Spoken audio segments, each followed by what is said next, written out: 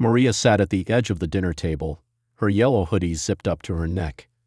Her hand stayed in her lap. She stared at the plate in front of her but didn't eat. Across from her sat Claire, her new stepmother, who had soft wavy blonde hair and wore a pale green dress. Claire smiled gently, trying not to look nervous. "I made mac and cheese," Claire said, her voice quiet but cheerful.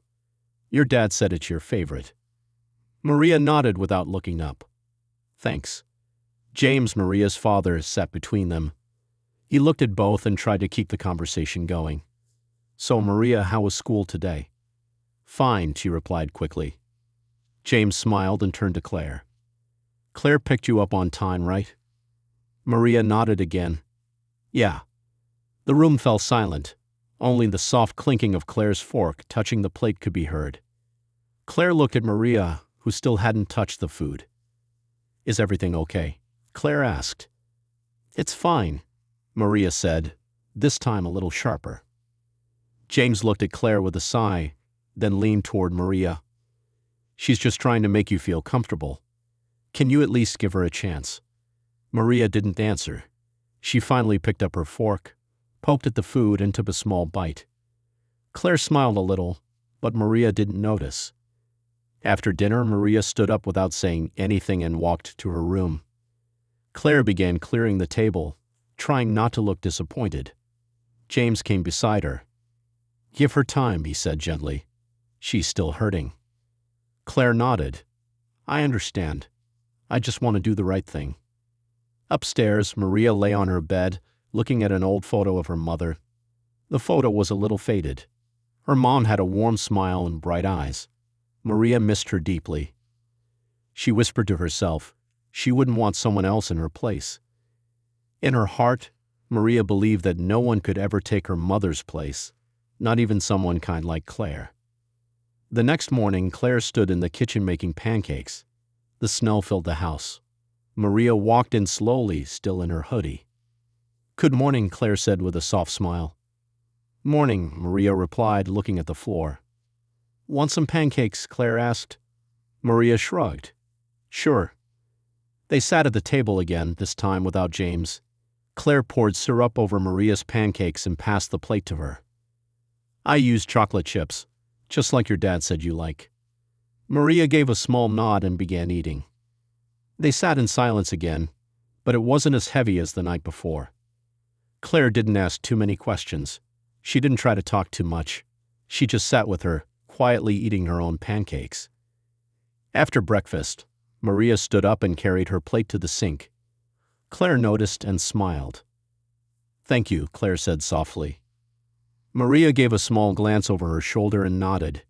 "You're welcome." As she walked out of the kitchen, Claire watched her go. Maybe it wasn't much, but it was a start. In her mind, Claire knew this wasn't going to be easy. But she was willing to be patient. She wasn't trying to replace Maria's mom. She just wanted to be someone Maria could count on. And somewhere deep down, Maria felt it. She just didn't know how to say it yet. Every Friday after school, Claire waited outside in her car to pick Maria up. At first, Maria didn't want Claire to do it. She told her dad, "I can walk or take the bus." But James insisted. He thought it would help them get closer. Maria didn't argue, but she didn't look happy either. Claire always arrived 10 minutes early and parked in the same spot.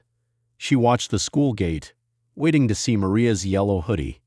When Maria finally walked out, she looked around quickly, saw Claire's car, and walked over slowly. Maria opened the back door and sat without saying a word. She kept her headphones in and stared out the window. Claire tried to talk a few times. "How was your test today?" Claire asked once. Maria answered without looking at her. "Okay." After that, Claire stopped asking too many questions. Instead, she turned the radio on low and drove in silence. She didn't want Maria to feel pressured. She just wanted to be there. One day, the sky turned cloudy, and the wind picked up. Maria came out of school shivering. Her hoodie was too thin for the weather. Claire noticed it right away. Maria didn't complain, but Claire could tell she was cold. That night, Claire folded a soft, warm hoodie and placed it on Maria's chair at the table. It was navy blue with a simple design. She didn't say anything, just left it there. Maria noticed it when she sat down for dinner. She picked it up and looked at the tag. "This for me?" she asked. Claire nodded. "I saw you were cold. Thought you might need it." Maria looked at the hoodie for a moment, then placed it on the back of her chair. She didn't say thank you. The next morning she wore it to school. When Claire saw her come out wearing it, she smiled a little but didn't say anything. Maria still sat in the back seat with her headphones, but this time she gave a small nod when she got in. Over time, the rides became a routine. Maria didn't talk much, but she stopped wearing her headphones. Sometimes she even sat in the front seat. Claire noticed the change but didn't mention it. One Friday, traffic was bad. Claire took a different road through a quiet neighborhood. Maria looked out the window and pointed. "My mom used to take me to that bakery," she said suddenly. Claire glanced over, surprised. "Oh, do you want to go?" Maria shook her head. "Not today." They didn't say much after that, but Claire felt a small door had opened. Maria had shared something about her mom. When they reached home, Maria got out of the car and turned back before walking inside. "Thanks for the ride," she said softly. Claire smiled. "Anytime." That night, James noticed Maria wearing the navy blue hoodie. "Looks nice on you," he said. "It's warm," Maria replied. "Claire gave it to me." He looked at her, surprised. "You called her Claire?" Maria shrugged. "That's her name, right?" James smiled and said nothing more. Claire didn't expect Maria to accept her quickly. She knew it would take time. But with every quiet ride, every small gesture, she hoped they were moving forward even just a little. For Maria, things still felt complicated. She missed her mom every day. But slowly, she was beginning to see that Claire wasn't trying to take her place. She was just showing up, again and again. Maria's birthday was coming up. She was turning 13. Claire wanted to do something special, but she also didn't want to overstep. It would be Maria's first birthday since moving in with Claire. James asked Maria, "What do you want this year?" "I don't care," she replied. "It's just a day." Claire heard that and felt sad. She knew birthdays had probably been hard since Maria's mom passed away, but she still wanted Maria to feel loved. After a lot of thinking, Claire decided to make a photo album. She spent hours printing pictures from her phone and James' computer. Photos of Maria when she was younger, school events, even one of Maria and Claire at the zoo, when Maria wasn't smiling but wasn't frowning either. On the last page, Claire wrote a note. "I know I can't ever take her place, but I'm here if you need someone." She wrapped the album in simple blue paper and tied it with a white ribbon. On Maria's birthday, Claire baked a small cake. Chocolate, with strawberries on top. James made dinner. Maria came downstairs, wearing her yellow hoodie, and sat at the table quietly. "Happy birthday," Claire said with a smile. "Thanks," Maria said, not looking at her. After dinner, James handed Maria her gift. It was a small necklace from him, something simple in silver. Maria smiled at him and said, "I love it, Dad." Then Claire handed her the photo album. "This is from me. I hope it's okay." Maria slowly unwrapped the gift and opened the album. She flipped through the pages without saying anything. When she reached the note at the end, she paused, read it, then closed the album. "Thank you," she said, but her voice was flat. She didn't look angry, but she didn't smile either. After the cake, Maria took the album to her room. She placed it in her drawer under a few school books. The next day, she showed her best friend the necklace but didn't mention the photo album. When her friend asked, "What else did you get?" Maria said, "My stepmom made a book. She's trying too hard." Claire overheard this while walking past the hallway. She stopped for a moment, her face still. She didn't cry, but she felt something heavy inside. Later, Claire went back to the kitchen and cleaned up the leftover cake without saying a word. Maria noticed her doing the dishes and paused. She didn't say anything but stood there for a moment, watching Claire's hands move slowly through the soapy water. Then Maria walked away. That night, Claire told James, "Maybe I shouldn't have made that album." James shook his head. "You did something kind. She just doesn't know how to accept it yet. I just want her to know I care, Claire said. She'll see it one day, James replied. Maybe not today, but one day. Maria lay in bed that night. She pulled the photo album out from under the books and looked through it again. This time she took a little longer on each page. She read the note again, then quietly closed the book and placed it on her nightstand. She didn't tell anyone, but she slept better that night. A few weeks after Maria's birthday, something unexpected happened at school. During gym class, Maria started feeling dizzy. She was running laps when everything began to spin. Her legs felt weak, and her vision blurred. Before she could sit down, she collapsed on the gym floor. The coach rushed over and called the nurse. Other students stood around, some whispering. Maria's friend ran to get her backpack while the nurse checked her pulse. The school called her father, but he didn't answer right away. He was at a meeting. The second emergency contact was Claire. Claire picked up the phone and didn't ask many questions. She grabbed her keys and rushed out the door. The hospital was 20 minutes away, but she made it in 15. When she reached the emergency room, she saw Maria on a bed, pale and hooked up to an IV. Claire's heart dropped. She walked over slowly and touched Maria's hand. "I'm here," Claire whispered. Maria opened her eyes and blinked. She looked confused at first, then surprised to see Claire. "Where's my dad?" Maria asked weakly. "He's on his way. But I came as soon as I heard," Claire said gently. Maria didn't speak after that. She turned her head away but didn't let go of Claire's hand. A few minutes later, James came rushing in. "Maria," he said, moving quickly to her side. He looked at Claire, shocked to see she had already arrived. The doctor explained that Maria had been dehydrated and skipping meals. She needed to rest and drink more water. Claire stood near the wall while James sat beside Maria. Claire didn't interrupt. She only watched quietly, making sure everything was okay. Later, while James stepped out to talk to the doctor, Maria looked at Claire again. "Why did you come?" she asked. "Because I care," Claire said simply. "I may not be your mom, but you matter to me." Maria didn't respond. She looked down at her blanket. Just then, a nurse walked in with a juice box and a small cookie. Claire took the tray and handed it to Maria.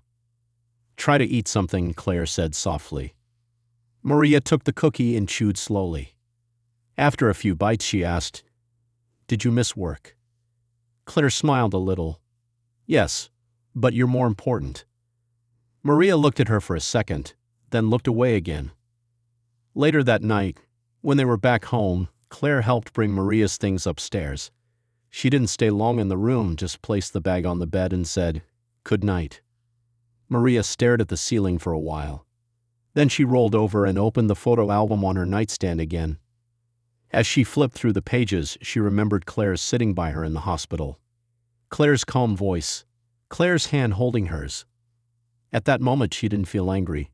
She just felt tired, and maybe a little thankful. In the kitchen, James said to Claire, "Thank you for getting there first." Claire nodded. "I didn't want her to feel alone." She noticed, James said, "She just doesn't know how to show it." Claire didn't expect Maria to hug her or say thank you, but she knew something had changed. Somewhere between the fall and the hospital bed, Claire had earned a small place in Maria's world. And if you're enjoying this story, don't forget to hit that subscribe button for more emotional family moments and true life journeys. 2 weeks after the hospital visit, Maria's teacher gave the class a new assignment. Each student had to make a family tree. They had to bring photos or draw pictures and explain who was who in their family. When Maria heard the instructions, her heart sank. She didn't want to do the project. She didn't want to talk about her family in front of the whole class. That evening, she sat at the dining table with her folder open, staring at the blank page. Claire came into the room and saw her there. "Need help with something?" Claire asked. Maria looked up. "It's for school. We have to make a family tree." Claire walked over slowly. "I used to love those as a kid. You draw lines and write names. It's like building your own story." Maria frowned. "It's not that simple." Claire nodded.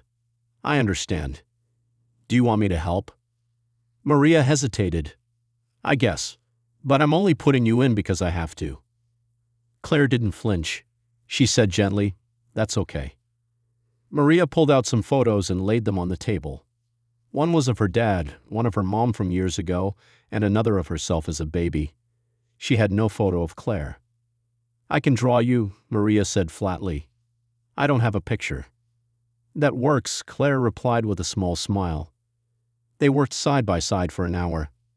Claire didn't talk much, just helped take the pictures and draw the lines. She watched as Maria carefully wrote Mom under her mother's photo and Dad under James. Next to her own drawing of Claire, Maria wrote, Stepmom, lives with us. She didn't say it out loud, but Claire saw the label and understood. She didn't expect to be called Mom. She was just glad to be included at all. The next day at school, students took turns presenting their projects. Maria stood in front of the class, holding her chart. This is my family tree, she said. This is my mom, she passed away. This is my dad. And this is Claire. She's my stepmom. She's nice, I guess. A few kids smiled. Her teacher nodded kindly. Maria sat down quickly after that. When she got home, Claire was in the kitchen making tea. How did your presentation go? She asked. Maria shrugged. Fine. I said you're my stepmom and that you're nice. Claire smiled. Thank you. That means a lot. Maria sat down at the table and pulled out a snack from her bag. You don't need to try so hard, you know. Claire looked at her. I'm not trying to be your mom. I'm just trying to be someone you can count on. Maria didn't respond right away. Then she said, I don't hate you. I just miss her. I know, Claire replied softly. And you're allowed to. They sat in silence for a moment. It wasn't uncomfortable this time. It felt real. That night, Maria taped the family tree chart on the wall in her room. She didn't say why. She just did it. When James walked by and saw it, he paused. He smiled, then kept walking. Inside the room, Maria looked at the drawing of Claire again. She didn't feel angry when she saw it. Not anymore. Things were still not perfect. But for the first time, Maria felt like maybe she could live with Claire. Not just in the same house, but in the same space, with less distance between them. One Saturday afternoon, Maria was cleaning her room. She picked up her school bag and knocked it over by accident. Something small rolled out from underneath it. When she looked down, her heart dropped. It was her mother's bracelet. The bracelet had a silver chain and a small heart charm. It had been a gift from her mom years ago, and Maria always kept it in a small box on her shelf. She never wore it to school, afraid she might lose it. Now it was lying on the floor with the chain slightly bent. Maria searched her whole room in a panic. She checked the box, the drawers, even under her bed. She couldn't remember the last time she saw it. She didn't know how it ended up in her bag. Her hands were shaking. She ran downstairs, her eyes wide. Claire was in the kitchen folding laundry. Have you seen my bracelet? Maria asked quickly. The one with the heart. Claire looked up. The silver one? I haven't seen it today. When did you last have it? I don't know, Maria said, her voice rising. It's gone. I had it in my box, and now it's just gone. Claire put down the laundry and started helping her look. They checked the living room, the hallway, even the car. But it didn't show up. Maria looked like she was about to cry. It's all I had left of her, she whispered. Claire didn't say anything. She just gently placed her hand on Maria's shoulder. We'll find it, she said. I promise. Later that evening, Maria sat on the couch, quiet and upset. She kept checking her phone in her room again, hoping it would appear. Claire didn't bother her. She just let her be. After dinner, Claire vacuumed under the couch in the living room. Suddenly, she heard a small metallic sound. She stopped the vacuum and looked under the edge of the couch. There it was, the bracelet, dusty but safe. She didn't call out or make a big deal. Instead, she took a soft cloth, cleaned it carefully, and walked upstairs. Maria was lying in bed, turned toward the wall. Claire walked in and gently placed something on her pillow. Maria turned around and gasped. You found it? Claire nodded. Under the couch. I thought you'd want it back right away. Maria grabbed the bracelet and held it tightly. Thank you, she whispered. Claire smiled. I know how much it means to you. Maria looked at her for a moment. I really thought it was gone forever. Things that matter have a way of coming back, Claire said gently. Sometimes we just need to keep looking. The next morning, Maria did something she hadn't done before. She got up early and set the breakfast table before anyone came downstairs. When Claire walked into the kitchen, she stopped in surprise. You didn't have to do this, Claire said. I wanted to, Maria replied. You helped me. I can help too. They ate breakfast quietly, but it felt different now, softer, easier. Maria didn't say anything else about the bracelet, but later that day, she took a photo of it and saved it as her phone's background. That small silver heart wasn't just a memory of her mom anymore. It also reminded her that someone else in her life cared, even when she didn't ask for it. And Maria was beginning to see, maybe Claire didn't want to replace anyone. Maybe she just wanted to be there. And that was starting to be enough. It was the anniversary of Maria's mother's passing. She didn't talk much that morning. She stayed in her room and didn't come out for breakfast. Claire knocked on the door but didn't force her to open it. I'm here if you need anything, Claire said gently through the door. Maria didn't respond. She just sat on her bed, holding a framed photo of her mom. Every year on this day, she felt like a part of her heart went quiet. James was working out of town that day and couldn't be there.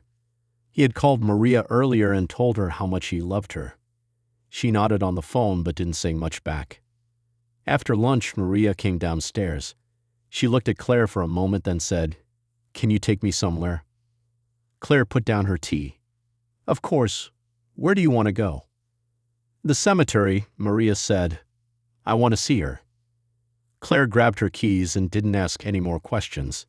They drove in silence. Claire didn't play music. She didn't speak. She just drove. When they arrived, Maria stepped out slowly and walked to her mother's grave. Claire stayed by the car, giving her space. Maria knelt down and placed a small bouquet of white flowers on the grave. She brushed some leaves away and ran her fingers across the carved name. I miss you every day, she whispered. I don't know how to do this without you. She sat there for nearly 20 minutes, talking quietly. No one else could hear. She didn't cry loudly, just let a few tears fall, wiped them away, and stayed close. Finally, she stood up and turned back toward the car. Claire saw her coming and opened the door. Maria got in and buckled her seatbelt. For a few minutes, neither of them said anything. Then Maria spoke. Thank you for bringing me. You don't have to thank me, Claire said. I'm glad you asked. Maria stared out the window. She was amazing, strong, funny. She always made me feel safe. Claire nodded. She sounds wonderful. Maria turned her head slightly. I don't want to forget her. You won't, Claire said softly. No one can replace a mother's love. I'm not here to take her place, just to stand beside you. Maria didn't say anything back, but something in her chest felt a little lighter. When they got home, Claire made hot cocoa and left a cup on the table for Maria. She didn't push her to drink it. She just left it there and walked away. Maria sat down later, picked it up, and took a sip. It was warm and sweet. Later that night, James called again. Maria told him everything. How Claire drove her, how she sat nearby, how she didn't say too much. James listened and smiled on the other end of the line. Sounds like she really cares about you, he said. Yeah, Maria replied. She does. I still miss Mom, but Claire's not so bad. James laughed. That's good to hear. After the call, Maria opened her nightstand drawer. She took out the photo album Claire had given her on her birthday, the one she once put away without a word. This time, she placed it gently next to the photo of her mom. She didn't have to choose between them. She was starting to understand that. Her mom would always be in her heart, but Claire was here now, quiet, patient, and steady. And for the first time, Maria felt like maybe that was okay. A few months had passed. Maria and Claire still had quiet moments, but things were easier now. They shared more small talks, more rides, and even a few laughs. Claire still never tried to replace Maria's mom. She just stayed close without forcing anything. One afternoon, Maria came home from school with a letter. Her teacher had invited all mothers and daughters to an art day at school. It was part of a weekend event. Students would paint together and share their artwork in front of the class. Maria stared at the paper for a long time. She thought about not going. But later that night, she sat down next to Claire during dinner. "My school is doing a mother-daughter art thing this Saturday," Maria said quietly. Claire looked up. "Do you want to go?" Maria shrugged. "They said you can bring someone who helps take care of you." Claire didn't smile too big or act excited. She just said gently, "I'd love to go with you." On Saturday morning, Maria wore her favorite yellow hoodie. Claire wore a soft cream sweater and tied her hair back. They arrived at the school and walked into a classroom filled with canvas boards, paintbrushes, and jars of colorful paints. Maria didn't look nervous. She just picked a seat and started choosing her colors. "Do we paint anything we want?" Claire asked. "Yeah," Maria replied, "but we have to share it with the class at the end." They began painting side by side. Claire painted a field of flowers. Maria painted 2 trees, one tall and old with strong roots, and another smaller one growing next to it. Their branches were just starting to touch. Claire glanced at it. "Your painting's really beautiful." Maria looked down. "I didn't know what to draw. I just started with the big tree. That's my mom. The small one, I guess that's me." Claire nodded. "And who's helping it grow?" Maria paused. "Maybe both trees." When it was her turn to share, Maria held up her painting. She didn't say much. "This is my mom," she pointed to the big tree. "And this one's me. She's gone, but she gave me a strong start." Then, after a moment, she added, "Someone else is helping now." She didn't say Claire's name, but Claire knew. Maria didn't have to say it out loud. The teacher clapped, and so did the other students. Claire felt something warm in her chest, but she didn't cry. She just smiled. After the event, they stopped for ice cream. Maria got chocolate. Claire chose strawberry. Sitting outside on the bench, Maria looked at Claire and said, "You know I still miss her." "I know," Claire said. "You always will." Maria licked her ice cream. "But I think she'd like that I have you around." Claire looked at her. "I think she'd be proud of you." That night at home, Maria told her dad about everything. James smiled wide when she talked about the painting. "I wish I could have seen it," he said. Maria nodded. "Maybe I'll draw it again." Later, she walked to Claire's room and knocked on the door. "Yes," Claire said. Maria stepped in. "Thanks for today. I had fun." Claire's face lit up. "Me too." Maria walked out, but before she closed the door, she said something Claire didn't expect. "You're not my mom," Maria said, "and you'll never replace her, but you're not trying to. And that's why I like you." Claire sat quietly after the door closed. Those words meant more than any title. Maria didn't need a replacement. She just needed someone real. And Claire was exactly that.